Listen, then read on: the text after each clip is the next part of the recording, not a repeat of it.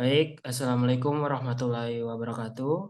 Perkenalkan, kami ini dari kelompok K ingin mempresentasikan hasil diskusi kami dari mata kuliah belajar dan pembelajaran mengenai type dan gaya belajar. Adapun anggota kelompok kami yaitu pertama ada Saudari Nur Fadila AS, kemudian ada saya sendiri yaitu Emidul Akbar Pratama, kemudian ada Saudara Nur Yahya Ahmad, kemudian ada Saudara Muhammad Dwi Andika. Adapun materi kami dibagi menjadi 5 bagian yaitu bagian pertama mengenai pengertian yaitu pengertian type dan gaya belajar, kemudian bagian kedua yaitu mengenai teori yang mengenai tentang type dan gaya belajar. Kemudian yang ketiga ada jenis-jenis dari type dan gaya belajar. Kemudian keempat ada hubungan antara type dan gaya belajar. Kemudian kelima strategi yang diterapkan kepada type dan gaya belajar. Materi pertama yaitu pengertian. Pengertian mengenai type dan gaya belajar akan dibawakan oleh saya sendiri. Kita mulai dari awal yaitu pertama, type belajar mengacu pada preferensi individu dalam memproses informasi. Preferensi ini mengacu kepada sebuah pandangan seseorang dalam memproses suatu informasi. Menurut Reed Dunn dan Kenneth Dunn pada tahun 1978, mereka mengidentifikasi ada 4 jenis belajar yang umum, yaitu ya, yang pertama visual, seperti yang kita dengar dari katanya yaitu visual, yaitu sering atau cenderung dalam melihat gambar atau grafik. Jadi mereka mengandalkan penglihatan mereka. Kemudian auditory yang diambil dari kata audio, yaitu cara cenderung dalam mendengar suatu informasi. Jadi mereka mengandalkan pendengaran mereka. Kemudian ada kinestetik, yaitu cenderung dalam melakukan aktivitas fisik. Jadi berbeda dengan melihat dan mendengar saja, melakukan aktivitas fisik yaitu menggabungkan antara melihat dan mendengar. Kemudian ada tactile, yaitu cenderung dalam meraba atau menyentuh. Berbeda dengan melihat dan mendengar, jenis ini cenderung untuk meraba dan menyentuh suatu objek. Kemudian ada gaya belajar.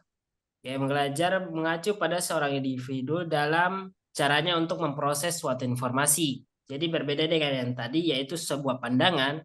Kali ini gaya belajar mengacu kepada caranya untuk memproses suatu informasi. Secara umum, gaya belajar dapat dikelompokkan menjadi 3 kategori. Itu hampir sama seperti yang tadi, yaitu pertama visual. Seperti yang tadi saya jelaskan bahwa mereka cenderung memahami dalam bentuk gambar atau diagram atau video, intinya yang berhubungan dengan penglihatan. Kemudian ada auditory, yaitu sama seperti yang tadi, yang cenderung mendengarkan dan mereka memahami dalam bentuk presentasi lisan. Kemudian ada kinestetik, yaitu cenderung memahami dalam bentuk aktivitas fisik yang digabungkan antara visual dan pendengaran. Ya, kita masuk kepada teori yang kedua, yaitu teori tentang type dan pembelajaran yang akan dibawakan Nur Fadila AS. Kepada Nur Fadila AS, saya persilakan. Baik, terima kasih atas kesempatan yang telah diberikan. Di sini saya akan membahas mengenai teori tentang tipe dan gaya belajar. Jadi terdapat beberapa teori yang telah dikembangkan untuk menjelaskan tentang tipe dan gaya belajar. Yang pertama itu teori belajar Rita Dunn dan Kenneth Dunn. Teori ini menekankan bahwa individu memiliki preferensi belajar yang unik dan berbeda-beda antara satu sama lain. Teori ini juga mengidentifikasi 4 tipe belajar, seperti yang telah dijelaskan sebelumnya, yaitu visual, auditory, kinestetik, dan tactile. Kemudian, teori belajar Filder-Silverman, yaitu teori ini mengklasifikasikan gaya belajar menjadi 2 dimensi, yaitu dimensi tipe belajar yang mencakup visual verbal, yaitu merujuk pada preferensi belajar menggunakan gambar dan kata-kata. Kemudian visual non-verbal, merujuk pada preferensi belajar menggunakan gambar dan grafik. Kemudian auditory verbal merujuk pada frekuensi belajar menggunakan suara dan kata-kata, kemudian auditory non-verbal merujuk pada frekuensi belajar menggunakan suara dan musik. Kemudian dimensi gaya kognitif, yaitu reflektif. Tipe ini cenderung memproses informasi dengan cara merenung dan berpikir secara mendalam sebelum mengambil tindakan atau membuat keputusan. Kemudian selanjutnya aktif. Tipe ini cenderung memproses informasi dengan cara bertindak dan melakukan tindakan fisik. Kemudian sensitif. Tipe ini cenderung memproses informasi dengan cara yang lebih terfokus pada perasaan dan emosi. Kemudian yang terakhir intuitif. Tipe ini cenderung memproses informasi dengan cara menggunakan insting karena mereka lebih suka memahami konsep secara keseluruhan. Kemudian teori belajar Hart yang mengidentifikasi 4 tipe belajar sama seperti tipe belajar yang telah dijelaskan tadi, visual, auditory, dan kinestetik, yang hanya membedakan yaitu pada reading dan writing, yaitu merujuk pada preferensi belajar yang lebih suka membaca dan menulis. Kemudian teori belajar Dribbles kemudian mengemukakan terdapat 4 tipe belajar, yaitu konkret sekuensial, konkret random, abstrak sekuensial, dan abstrak random, yang dimana konkret sekuensial dan abstrak sekuensial ini memiliki preferensi belajar yang lebih terstruktur, kemudian konkret random dan abstrak random memiliki preferensi belajar yang lebih kreatif dan tidak terstruktur. Jadi setiap teori memiliki keunikan dan memberikan pemahaman yang berbeda-beda tentang tipe dan belajar individu. Oleh karena itu, sebagai pendidik, penting untuk memahami berbagai macam teori agar dapat menyesuaikan metode pembelajaran dengan tipe dan gaya belajar setiap peserta didik. Baik, itu saja saya kembalikan pada moderator. Baik, terima kasih kepada Saudari Nur Fadila S. Kemudian kita masuk kepada materi yang ketiga, yaitu mengenai tentang jenis-jenis yang akan dibawakan oleh Saudara Nur Yahya Ahmad. Kepada Saudara Nur Yahya Ahmad, saya persilahkan.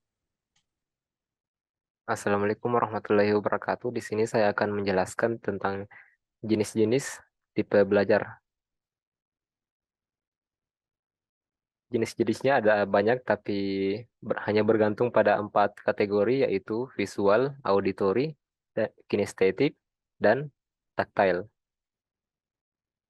Visual sendiri adalah belajar melalui gambar atau diagram. Seperti yang dijelaskan sebelumnya, visual lebih banyak menggunakan penglihatan. Selanjutnya ada jenis auditory, di mana belajar lebih fokus menggunakan telinga, di mana bisa melalui suara atau rekaman atau ceramah. Selanjutnya ada jenis kinestetik, di mana belajar melakukan dari pengalaman atau aktivitas fisik, seperti melakukan kegiatan tertentu dan belajar dari kegiatan tersebut. Jenis selanjutnya ada belajar taktil atau belajar melalui sentuhan. Jenis selanjutnya ada visual verbal, di mana visual verbal yaitu belajar melalui tulisan disertai ilustrasi. Jadi sama seperti jenis visual, namun cara belajarnya tidak bisa hanya tulisan semua, harus disertai oleh ilustrasi. Selanjutnya ada visual nonverbal, yaitu belajar melalui gambar atau grafik tanpa adanya tulisan. Jadi gaya belajar seperti ini biasanya hanya melihat gambar atau grafik yang sangat rumit untuk mudah paham. Selanjutnya ada jenis auditory verbal. Jadi auditory verbal ini yaitu berbicara melalui pembicaraan atau membaca teks, di mana gaya belajar ini biasanya seperti mendengar cerita atau berbicara satu lawan satu. Selanjutnya ada jenis auditory nonverbal, di mana belajar melalui suara-suara alam atau musik. Jadi gaya belajar ini biasanya akan mendengarkan instrumen atau musik untuk membantu belajar mereka. Selanjutnya ada belajar reflektif, yaitu belajar dengan berpikir secara mendalam. Gaya belajar ini sangatlah rumit dan jarang orang bisa melakukannya karena harus berfokus kepada satu topik sebelum melakukan aktivitas. Selanjutnya adalah gaya belajar aktif, di mana gaya belajar aktif adalah belajar melalui pengalaman secara langsung, seperti melakukan aktivitas secara langsung, seperti melakukan eksperimen atau berkunjung ke tempat-tempat penting seperti museum atau taman nasional atau tempat bersejarah lainnya, atau melakukan simulasi dan diskusi kelompok. Jenis selanjutnya adalah sensitif, di mana cara belajar ini adalah cara belajar mengerti emosi orang lain, seperti cenderung lebih mudah terpengaruh suasana hati. Orang yang lebih sensitif akan suasana hati orang lain akan lebih mudah memahami perasaan atau kepribadian orang orang tersebut. Selanjutnya ada jenis intuitif, di mana jenis intuitif ini adalah cenderung berpikir secara cepat, di mana seseorang akan mengambil keputusan atau memilih antara dua pilihan secara cepat. Baik, itu saja materi yang dapat saya sampaikan. Saya kembalikan kepada moderator. Baik, terima kasih kepada saudara Nur Yahya Ahmad. Ya, kita beranjak kepada materi yang selanjutnya, yaitu mengenai hubungan antara type dan gaya belajar yang akan dibawakan oleh saudara Muhammad Dwi Andika. Kepada saudara Muhammad Dwi Andika, saya persilahkan. Baik, terima kasih kepada moderator. Hubungan tipe dan gaya belajar dengan pembelajaran mempengaruhi cara seseorang memproses dan memahami informasi yang diberikan dalam pembelajaran. Tipe belajar merujuk pada preferensi umum seseorang terhadap gaya pembelajaran, sedangkan gaya belajar merujuk pada preferensi individu terhadap cara belajar yang spesifik. Di saat peserta didik dapat memahami bagaimana tipe dan gaya belajarnya, maka peserta didik mampu menyesuaikan cara belajar mereka dengan metode yang paling efektif. Gaya belajar dapat dibagi menjadi beberapa kategori, termasuk belajar mandiri, belajar reflektif, belajar verbal, dan belajar tindakan. Pendidik pun dapat menyesuaikan dan mengoptimalkan strategi dan metode pembelajaran agar memenuhi preferensi belajar peserta didik dan memfasilitasi pembelajaran yang efektif dan efisien. Namun perlu diingat, setiap individu memiliki preferensi belajar berbeda-beda, sehingga penting untuk memberikan variasi pada metode dan strategi pembelajaran. Dengan memahami preferensi tipe dan gaya belajar siswa, pendidik dapat merancang metode pembelajaran yang lebih efektif dan mampu membantu siswa memperoleh pemahaman yang lebih baik tentang materi yang dipelajari. Oleh karena itu, penting untuk memperhatikan preferensi belajar individu dalam proses pembelajaran. Baik, saya kembalikan kepada moderator. Baik, terima kasih kepada saudara Muhammad Dwi Andika. Selanjutnya kita masuk kepada materi yang terakhir, yaitu materi kelima mengenai strategi, type, dan gaya belajar yang akan dibagi menjadi dua sesi. Yang pertama akan dibawakan oleh saudari Nur Fadila AS, kemudian akan dibawakan oleh saya sendiri Muhammad Ridho Akbar Pratama. Baik, kita langsung saja strategi, type, dan gaya belajar kepada saudari Nur Fadila AS. Saya persilahkan. Baik, terima kasih atas kesempatan yang telah diberikan. Di sini saya akan membahas mengenai pertama tipe belajar visual. Jadi strategi pembelajaran yang sesuai untuk tipe ini yaitu yang pertama menyajikan informasi dalam bentuk gambar atau diagram. Jadi penggunaan gambar atau diagram bisa membantu mempermudah pemahaman terhadap konsep yang lebih kompleks. Kemudian menunjukkan video atau animasi yang berkaitan dengan topik yang sedang dipelajari. Video atau animasi dapat memvisualisasikan suatu konsep atau topik dengan lebih baik daripada penjelasan secara verbal. Kemudian membuat presentasi dengan slide yang menarik. Presentasi dengan slide yang menarik dapat membantu mempertahankan perhatian peserta didik. Slide yang menarik pun juga dapat meningkatkan daya tarik visual dan mempertajam pemahaman terhadap materi yang disajikan. Baik, selanjutnya. Oke. Yang kedua, tipe belajar auditori. Strategi pembelajaran yang sesuai untuk tipe ini yang pertama mendiskusikan topik dalam kelompok kecil. Jadi karena tipe belajar auditori lebih suka berbicara dan mendiskusikan topik daripada membaca atau menulis, oleh karena itu diskusi dalam kelompok kecil dapat membantu mereka dalam memahami dan mengingat informasi lebih baik. Kemudian yang kedua, menyajikan materi dalam bentuk ceramah yang interaktif. Dengan melibatkan pertanyaan dan jawaban atau diskusi antara guru dan peserta didik, dapat membantu peserta didik dengan tipe belajar auditori dalam memperoleh pemahaman yang lebih baik dalam memahami materi. Kemudian yang terakhir, mereka ulang materi yang penting melalui rekaman atau catatan. Merekam atau mencatat materi yang penting dapat membantu peserta didik dalam memperkuat pemahaman dan ingatan mereka dalam mengingat pembelajaran dengan baik. Oke, itu saja saya kembalikan pada moderator. Baik, terima kasih kepada Saudari Nurfadila S. Untuk selanjutnya yaitu strategi tipe belajar kinestetik. Ya, strategi ini ditujukan untuk anak-anak yang lebih menyukai eksperimen atau simulasi.